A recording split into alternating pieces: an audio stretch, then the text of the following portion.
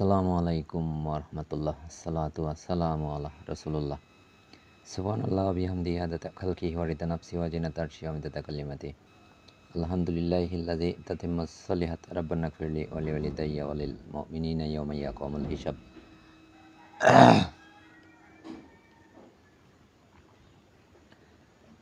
বারাহ ইবনে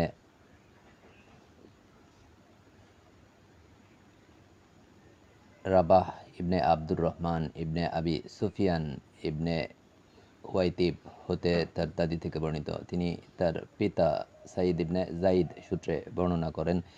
তিনি সাইদ বলেন, আমি রাসূলুল্লাহ সাল্লাল্লাহু আলাইহি ওয়াসাল্লামকে বলতে শুনেছি, যে ব্যক্তি অজুর শুরুতে বিসমিল্লাহ বলেনি তার অজু হয়নি। হাসান হাদিস। মানে অজুর শুরুতে বিসমিল্লাহ বলতে হবে।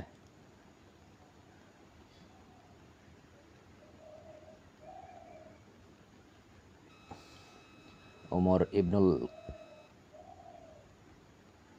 আর অজু ডান দিক থেকে শুরু করতে হবে। অজুর অঙ্গ ডান দিক থেকে ধৌত করে করে আসতে হবে, মানে ডান অঙ্গ আগে ধুইতে হবে, ডান দিক থেকে শুরু করতে হবে। অজুর শুরুতে বিসমিল্লাহ বলতে হবে, অজুর শেষে কি বলতে হবে। অজু শেষ করার পর ওমর ইবনুল খাত্তাব রাদিয়াল্লাহু আনহু থেকে বর্ণিত, রাসূলুল্লাহ সাল্লাল্লাহু আলাইহি ওয়াসাল্লাম বলেছেন, যে ব্যক্তি সুন্দরভাবে অজু করার পর বলে, আমি সাক্ষ্য দিচ্ছি আল্লাহ তাআলা ব্যতীত আর কোনো ইলাহ নেই, তিনি এক, তার কোনো শরীক নেই, আমি আরও সাক্ষ্য দিচ্ছি মুহাম্মদ সাল্লাল্লাহু আলাইহি ওয়াসাল্লাম তার বান্দা ও তারই রাসূল। হে আল্লাহ, আমাকে তওবাকারীদের অন্তর্ভুক্ত করো এবং আমাকে পবিত্রতা অর্জনকারীদের অন্তর্ভুক্ত করো। তার জন্য জান্নাতের ৮টি দরজাই খুলে দেওয়া হবে, সে নিজ ইচ্ছা মতো যে কোনো দরজা দিয়েই তাতে যেতে পারবে।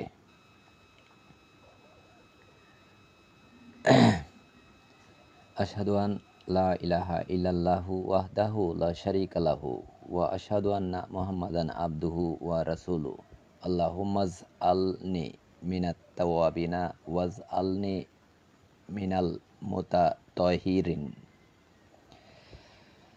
অজুর শেষে কি বলতে হবে? আশহাদু আন লা ইলাহা ইল্লাল্লাহু ওয়াহদাহু লা শারীকা লাহু ওয়া আশহাদু আন্না মুহাম্মাদান আবদুহু ওয়া রাসূলুহু। আল্লাহুম্মাজ আলনি মিনাত তাওয়াবিনা ওয়াজ আলনি মিনাল মুতাতাহিরিন।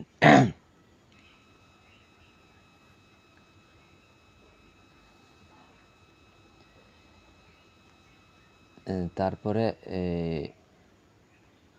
অজু, মানে রাসূলুল্লাহ সাল্লাল্লাহু আলাইহি ওয়াসাল্লামের অজু কিরকম কেমন ছিল আর কি। আব্দুল্লাহ ইবনে জায়দ ইবনে আশিম আল আনসারী রাদিয়াল্লাহু আনহু থেকে বর্ণিত, যিনি রাসূলুল্লাহ সাল্লাল্লাহু আলাইহি ওয়াসাল্লাম এর সাহচর্য লাভ করেছিলেন। রাবী বলেন, তাকে বলা হলো যে রাসূলুল্লাহ সাল্লাল্লাহু আলাইহি ওয়াসাল্লামের অজু কেমন ছিল আমাদেরকে দেখিয়ে দিন। তখন তিনি পানির পাত্র আনালেন, তারপর তা থেকে 2 হাতের উপর পানি ঢেলে উভয় হাত 3 বার ধুলেন। তারপর পাত্রে হাত ঢুকিয়ে পানি বের করে এক আজলা পানি দ্বারা কুলি করলেন ও নাকে পানি দিলেন। এরপর এরূপ 3 বার করলেন। পুনরায় পানিতে হাত ঢুকিয়ে পানি দিয়ে 3 বার মুখমণ্ডল ধুলেন। আবার হাত ঢুকিয়ে পানি বের করে 2 হাত কনুই পর্যন্ত 2 বার করে ধুলেন।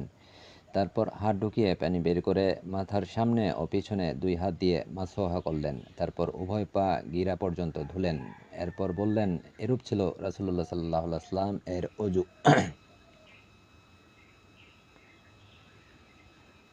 আমর ইবনে ইয়াহিয়া রাদিয়াল্লাহু আনহু থেকে বর্ণিত, উক্ত সনদ দ্বারা এইভাবে বর্ণিত হয়েছে যে তিনি 3 বার কুলি করলেন এবং নাকে পানি ঢেলে ঝাড়লেন। এক হাতে পানি নিয়ে করেছেন, এ কথাটি তিনি বলেননি। অবশ্য এ বাক্যটির পরে নিম্নের বাক্যগুলো বর্ণিত করেছেন। মাথা মাসহ করার সময় 2 খানা হাত মাথার সম্মুখভাগে রাখলেন এবং পরে তা টেনে মাথার পেছনভাগে নিয়ে গেলেন। অতঃপর আবার পূর্বের জায়গায়, অর্থাৎ যেখান থেকে আরম্ভ করেছিলেন সেখানে নিয়ে আসলেন এবং পরে পা দুইটি ধুলেন।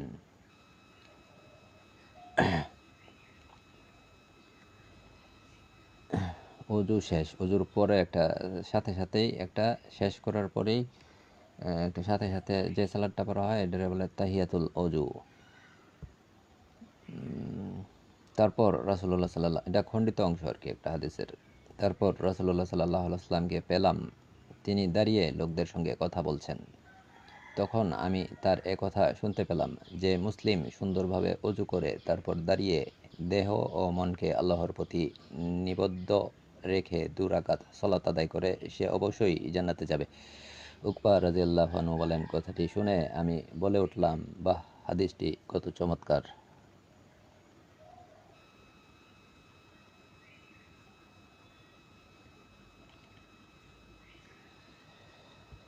সুরায় ইবনে হানি থেকে বর্ণিত, আমি আয়েশা রাদিয়াল্লাহু আনহা এর কাছে আসলাম মোজার উপর মাসিহা করার মাসালা জিজ্ঞেস করতে।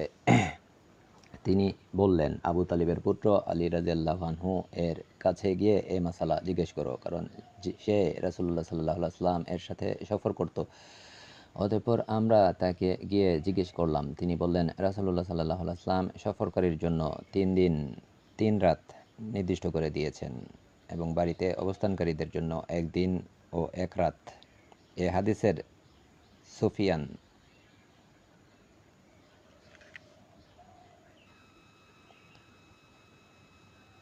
শাওরি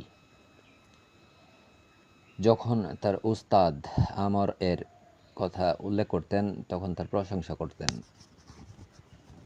মানে মোজার উপর মাসেহ, চামড়ার মোজা ছিল আর কি, চামড়ার মোজার উপর মাসেহ, পাগড়ির উপর মাসেহ, এগুলা করা যাবে কখন? মোজা না খুইলা, মানে 3 দিন 3 রাত পর্যন্ত মোজা না খুইলা অজু চালানো যাবে আর কি, মোজার উপর দিয়েই, মানে এই মোজা দিয়েই সব কিছু কইরা এই মোজার উপর মাসেহ কইরাই অজু করা যাবে আর কি 3 দিন 3 রাত পর্যন্ত মুসাফিরদের জন্য। আর বাড়িতে অবস্থানকারীদের জন্য 1 দিন ও 1 রাত শুধুমাত্র মাসেহ, মানে না ধুইয়া, পানির ঢাইলা না ধুইয়া। তায়াম্মুম আম্মার ইবনে ইয়াসির রাদিয়াল্লাহু আনহু থেকে বর্ণিত, রাসূলুল্লাহ সাল্লাল্লাহু আলাইহি ওয়াসাল্লাম তাকে মুখমণ্ডল এবং উভয় হাতের কবজি পর্যন্ত তায়াম্মুম করতে নির্দেশ দিয়েছেন। আম্মার ইবনে ইয়াসির রাদিয়াল্লাহু আনহু থেকে বর্ণিত, রাসূলুল্লাহ সাল্লাল্লাহু আলাইহি ওয়াসাল্লাম তাকে মুখমণ্ডল এবং উভয় হাতের কবজি পর্যন্ত তায়াম্মুম করতে নির্দেশ দিয়েছেন, অর্থাৎ পানি না পেলে।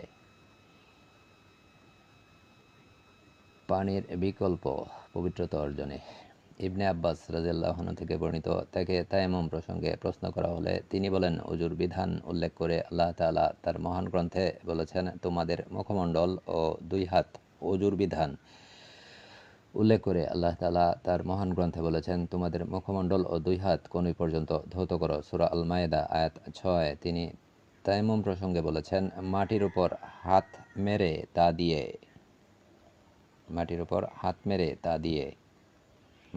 হাত মেরে তা দিয়ে নিজেদের মুখমণ্ডল ও হাত মাসেহ করে নাও। সূরা মায়েদা আয়াত 6, মানে হাত মাসেহ করে নাও।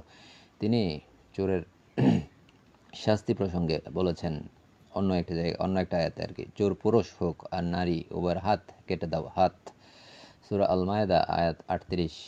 আর চোরের হাত কাটার সুন্নত তরিকা হলো এখন হাতের ইয়াটা আসছে আর কি, হাতের কবজি পর্যন্ত কাটা।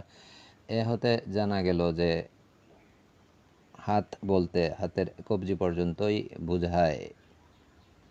এজন্য তায়াম্মুমে মুখমণ্ডল ও উভয় হাতের কবজি পর্যন্ত মাসেহ করতে হবে।